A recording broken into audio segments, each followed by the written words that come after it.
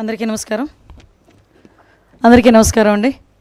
ఈరోజు ఇందాక మన సోషల్ వెల్ఫేర్ మినిస్టర్ గారు చెప్పారు, ఈరోజు మనకి షెడ్యూల్ కులాల ఉపవర్గీకరణకు సంబంధించి సాంఘిక సంక్షేమ శాఖ చేసిన ముసాయిదా ఆర్డినెన్స్కి ఈరోజు రాష్ట్ర మండలి ఆమోదం తెలిపింది. ఏదైతే గౌరవ ముఖ్యమంత్రి గారు చంద్రబాబు నాయుడు గారు ఉద్దేశం, అదేవిధంగా అంబేద్కర్ గారు కానీ జగజ్జీవన్ రావు గారు కానీ ఎప్పుడూ కూడా ఆలోచించే విధానం సమాన స్వేచ్ఛ అవకాశాలు ఉండాలి, సమాన అవకాశాలు ఉండాలని ఒకే ఒక ఉద్దేశంతో వాళ్ళు చేసిన ఆ రోజు తీసుకున్న నిర్ణయం, ఆ రోజు నుంచి ఈ రోజు వరకు కూడా ఆ నాయకుల తాలూకా మార్గదర్శకాలతో ఈరోజు నడుస్తున్న ప్రభుత్వాలు మనందరం కూడా చూసాం. వాళ్ళ తాలూకా మార్గదర్శకాలని, వాళ్ళ తాలూకా దిశానిర్దేశాన్ని కూడా ఈరోజు ప్రజలకు అందజేయాలనే ఉద్దేశంతో గౌరవ చంద్రబాబు నాయుడు గారు తీసుకున్న ఈ నిర్ణయం, అదేవిధంగా సుప్రీంకోర్టు ఆర్డర్ ప్రకారం 1 man కమిటీ వేసే 1 man కమిటీ ఇచ్చిన రిపోర్టు ప్రకారం సుమారుగా చాలా రోజులు 13 జిల్లాలు కూడా కంబైన్డ్ జిల్లాలు తిరిగి ప్రతి ఒక్క కుల సంఘాలు వాళ్ళ తాలూకా అభిప్రాయాలు తీసుకొని ఈరోజు మాకు ఒక రిపోర్ట్ తయారు చేసి ఇచ్చారు. ఆ రిపోర్ట్ని కూడా ఒక 5 man కమిటీని ఏర్పాటు చేసిన గౌరవ ముఖ్యమంత్రి గారి ఆధ్వర్యంలో 5 man కమిటీని కూడా ఏర్పాటు చేయడం జరిగింది. 5 man కమిటీ ఇచ్చిన రిపోర్టుని బేస్ చేసుకొని ఆ రోజు మంత్రిమండలిలోని ఒకసారి మనం అందరం దానికి ఆమోదం పొందాం. అది మళ్ళీ కేంద్ర ప్రభుత్వం దగ్గరికి వెళ్ళి మళ్ళీ తిరిగి ఆర్డినెన్స్ రూపంలో వచ్చిన తర్వాత ఆ ఆర్డినెన్స్ని కూడా ఈరోజు రాష్ట్ర మంత్రిమండలి ఈరోజు ఆమోదం పొందడం అనేది నిజంగా చాలా మంచి పరిణామం కింద భావించాలి. ఇందాకే సార్ చెప్పారు, అందరికీ కూడా స్వేచ్ఛ సమానత్వ అవకాశాలు రావాలి అని ఒకే ఒక ఉద్దేశంతో ఎంతో వెనుకబడిపోయిన రెల్లి కులస్తులు లాంటి కులస్తుల్ని కూడా ఈరోజు 1% రిజర్వేషన్ ఇచ్చి వాళ్ళకి కూడా అన్ని ఉద్యోగ అవకాశాలు ప్రమోషన్స్లోని కూడా వాళ్ళకి అవకాశాలు ఇవ్వాలని ఒక మంచి ఉద్దేశం. అదేవిధంగా మిగతా ఉపకులాలకు సంబంధించి ఓవరాల్గా 59 ఉపకులాల్లోని కూడా అందరికీ కూడా సమాన అవకాశాలు రావాలని ఈరోజు మంత్రిమండలి తీసుకున్న నిర్ణయాన్ని స్వాగతిస్తూ ప్రజలందరికీ కూడా తెలియజేయటమైంది. అదేవిధంగా మీ అందరికీ తెలిసింది, ఇది పాత సెన్సస్ 2011 సెన్సస్ ప్రకారం రాష్ట్రాన్ని ఒక యూనిట్గా తీసుకోబడింది. చాలా సంఘాల నుంచి కొన్ని రిప్రజెంటేషన్స్ రావడం వల్ల గౌరవ ముఖ్యమంత్రి గారు కూడా మళ్ళా సెన్సస్ అయిన వెంటనే దీన్ని జిల్లాలకు ఒక యూనిట్గా చేసుకొని కూడా చేయడానికి సిద్ధంగా ఉన్నామని ఇప్పటికే సభలోని ప్రకటించారు, అసెంబ్లీలోని గౌరవ ముఖ్యమంత్రి గారు ప్రకటించడం జరిగింది. దానికి కూడా ఈరోజు ఎన్డీఏ గవర్నమెంట్ చిత్తశుద్ధితో కట్టుబడి ఉన్నామని మాత్రం మేము తెలియజేసుకుంటున్నాం.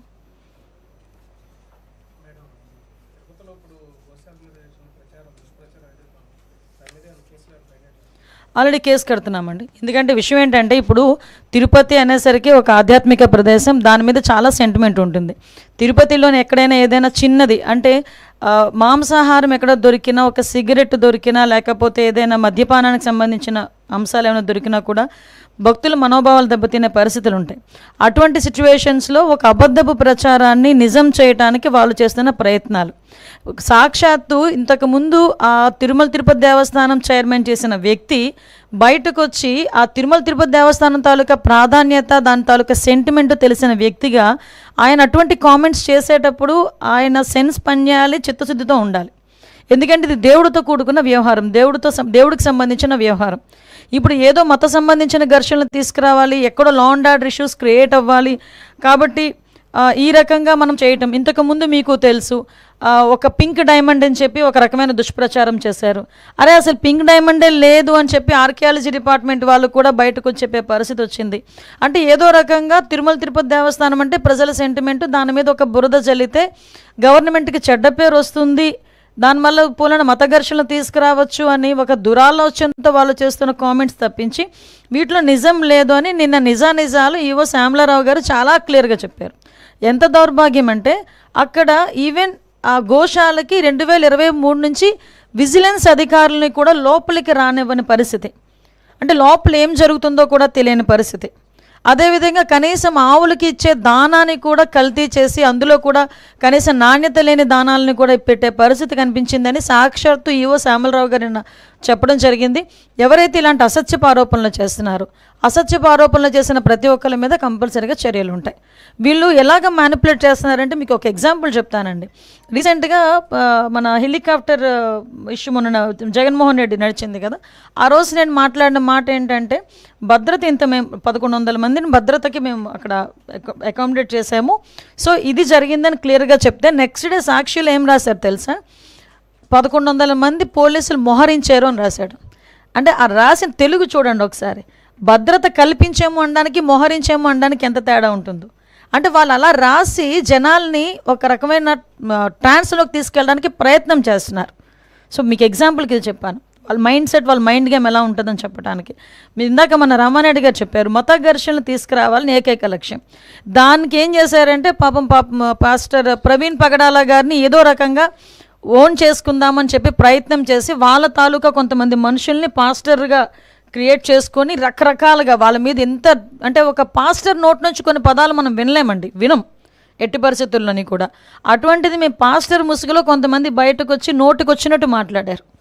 అయినా కూడా గవర్నమెంట్ చాలా నెమ్మదిగా ఉండి ఇట్టి పరిస్థితుల్లోని సమయం కోల్పోకుండా పోలీస్ డిపార్ట్మెంట్ వాళ్ళు కానీ మేము కానీ చాలా బ్యాలెన్స్డ్కి వెళ్ళాం. ఈ మధ్యకాలంలో జరిగిన సంఘటనలు మీకు తెలిసే ఉంటుంది. నరసన్నపేటలోని ఒక టెంపుల్ మీద వెళ్ళి జీసస్ వర్డ్స్ రాయించారు, ఒక చర్చ్ దగ్గరికి వెళ్ళి జై శ్రీరామ్ అని రాయించారు. అంటే ఇలాంటి సంఘటనలు చూస్తుండేటప్పుడు ఏదో విధంగా మత కల్లోహాలు తీసుకురావాలి, ఇక్కడ లా అండ్ ఆర్డర్ ఇష్యూస్ని క్రియేట్ చేయాలి అన్న ఒక దృక్పథం అన్నది చాలా క్లియర్గా కనిపిస్తుంది. ఇది నేను చాలా సందర్భాల్లో చెప్తానండి, ఒక క్రిమినల్ పాలిటిక్స్లో ఉంటే ఎటువంటి సంఘటనలు జరుగుతాయో అవే సంఘటనలు ఇప్పుడు వాళ్ళు చేయడానికి రెడీ అవుతున్నారు. బట్ మేమందరం చాలా ఫర్మ్గా ఉన్నామండి. ఎట్టి పరిస్థితుల్లోనే అటువంటి వాళ్ళు ఊహించుకొని ఏదో చేద్దాం అనుకున్నా కూడా చేసే పరిస్థితి అయితే ఉండదు. మేమందరం కూడా చాలా అలర్ట్గా ఉన్నాం.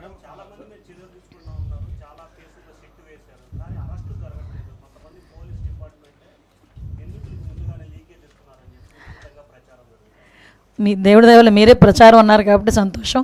నిజంగా నేను అలాగని చెప్పి మీరు అన్నదాన్ని నేను కాదు అని చెప్పట్లేదు. ఎక్కడో అక్కడ కొన్ని మూలాలు అయితే ఉంటాయి. ఇప్పుడు మ్యాక్సిమం అంతా ప్రక్షాళన జరిగింది. ఇంకా ఎక్కడైనా మూలాలు ఉంటే కూడా మీరు చెప్పిన దాన్ని కూడా మేము కన్సిడర్లోకి తీసుకొని మేము కూడా విచారణ చేసుకుంటాం. కానీ అటువంటి పరిస్థితి అయితే యాజ్ ఆఫ్ నో మా దగ్గర ఎక్కడ లేదు.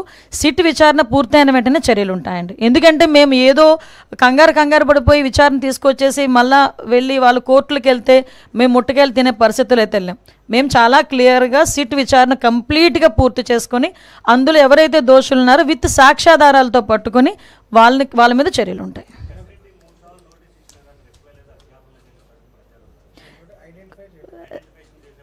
సార్ అది సిట్ చర్యలు దర్యాప్తు జరుపుతుంది. కొన్ని వాళ్ళ దర్యాప్తు జరిగేటప్పుడు మనం ఇంటర్నల్గా దానిలో మనం ఇన్వాల్వ్ అవ్వకూడదు. దర్యాప్తు పూర్తయిన తర్వాత ఎవడూ తప్పించుకోడండి. మొత్తం ఒక విషయం చెప్తున్నాను, తప్పు చేసిన వాడు ఎవడు కూడా తప్పించుకోలేడు. డెఫినెట్గా చర్యలు అయితే ఉంటాయి.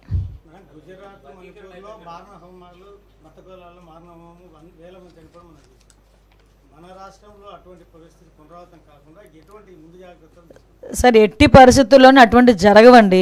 ఫ్యాక్షన్ లాంటి ఊర్లనే చంద్రబాబు నాయుడు గారు అనే వ్యక్తి ఫ్యాక్షన్ లేకుండా చేసిన పరిస్థితి. నక్సలైట్స్ అలాంటి వాళ్ళు ఫుల్ ఫ్లెజ్డ్గా ఉన్న సిచ్యువేషన్ని కూడా కామ్ డౌన్ చేసిన పరిస్థితి. అటువంటి వ్యక్తి ఈరోజు మత ఘర్షణలు అని చెప్పి అంటే ఎవరో ఇంటెన్షనల్గా చేయాలి అనుకుంటే మేమే ఈరోజు మీకు చెప్తున్నాం, 2-3 ప్రయత్నం చేశారు, మేము తిప్పుకొట్టుకున్నామని. మా దగ్గర పోలీస్ వ్యవస్థ అంత బలమైన వ్యవస్థ ఉంది. ఒక పక్క చంద్రబాబు నాయుడు గారు ఉన్నారు. ఇలాంటి వాటిని ఆదిలోనే తుంచేసే పరిస్థితి అయితే మాకు తెలుసు, మేము చేయగలం.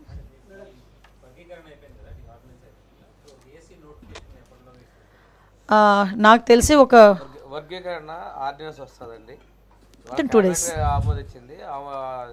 ఆర్డినెన్స్ వచ్చిన వెంటనే డిఎస్సి నోటిఫికేషన్ ఇచ్చేస్తుంది. అయిపోతుంది.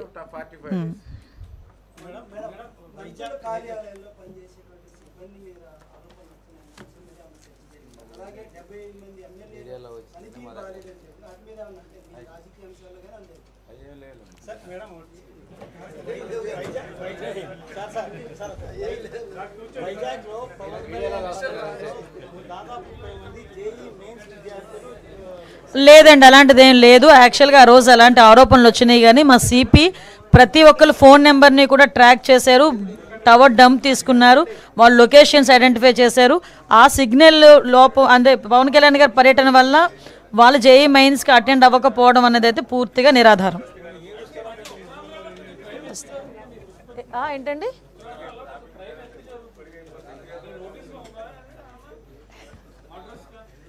ఉత్తరాంధ్రలో జరుగుతున్న క్రైమ్ ఎక్కువ జరుగుతుంది కాదండి, జనరల్గా క్రైమ్ అయితే ఉందో ఆ క్రైమ్ విషయంలో డెఫినెట్గా మేమందరం కూడా చర్యలు తీసుకుంటున్నాం. ఎక్కడ కూడా ఇగ్నోరెన్సీ లేదు. మేము సీసీటీవీ కెమెరాస్ దగ్గర నుంచి డ్రోన్స్ దగ్గర నుంచి విషయం ఏంటంటే అయ్యిందో చెప్తున్నారు కానీ మేము చేసింది చెప్పట్లే. అదే బాధ మాకు. మేము ఒకటేంటంటే విషయం ఏంటంటే ప్రతి ఒక్క విషయం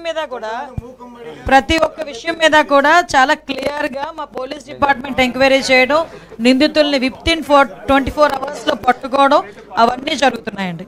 ఎక్కడ కూడా నెగ్లిజెన్సీ అయితే లేదు, క్రైమ్ అయితే పెరగట్లేదు.